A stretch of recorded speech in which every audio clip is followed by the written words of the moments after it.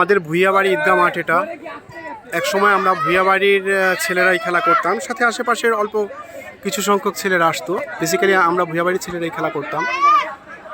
অন্যদেরকে রহিম দাদা অ্যালাউ করতেন না, ইভেন আমাদেরকে অনেক সময় অ্যালাউ করতেন না মাঠের সুরক্ষার জন্য। তিনি মারা গিয়েছেন, আল্লাহ তাকে বেহেশত নসিব করুক। এখন আর দেখার কেউ নেই, এখন একেবারে ওপেন ওয়াইড। আশেপাশে সব জায়গার ছেলে পেলে এসে খেলাধুলা করে, বেশ কয়েকটা টিম মিলে খেলা করে। কেউ ক্রিকেট খেলছে, কেউ ফুটবল খেলছে। সারাদিনই এটা চলে, ইভেন রাতেও খেলা হয় যেহেতু আলোর ব্যবস্থা আছে। বেশ কিছুদিন পরে মাতোয়াইলে আসলাম নির্বাচন উপলক্ষে, ত্রয়োদশ নির্বাচন উপলক্ষে। আমাদের সময়ের ঈদগাহ এখন ঈদগাহ অনেক ডিফারেন্স, ঈদগাহর সাইজও বড় হয়েছে। আমাদের পূর্বপুরুষ এটা দান করে গিয়েছিলেন, আল্লাহ তাদের বেহেশত নসিব করুক।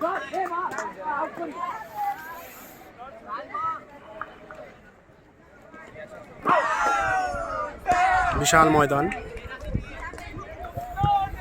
আর এটাও ভুইয়াদের দিঘি। একসময় আমরা প্রচুর সাঁতার কাটতাম এটাতে। উল্টো দিকে আমাদের কবরস্থান, মাতোয়াইল কবরস্থান, বিশাল বড়। এখানে আমাদের পূর্বপুরুষরা শায়িত আছেন এবং আল্লাহ চাইলে ইনশাল্লাহ আমরাও শায়িত হব।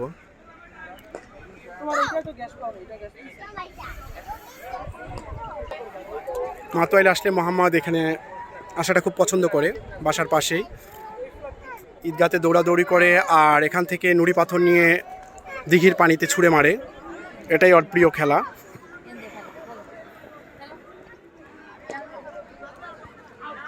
That's great. Let's do it again, Mohammed. You say ready one. Ready? 1, 2, 3. Oh, that's great. Say ready 1, 2, 3, 4, 5, 6, 7, 8, 9, 10. Do it. Wow. Yeah. Are you happy to come here? You want to come again tomorrow? Yes. There's a man walking far away. Yeah, tomorrow I will take you there. Yes. Look, there's some over water. You see? Other side of the pond, your grandpa, what's his name? Ruhul Amin Bhuiya. He's sleeping on the graveyard. Yes, that's the graveyard. And we will pray for him so that Allah give him Jannah, inshallah. Amin.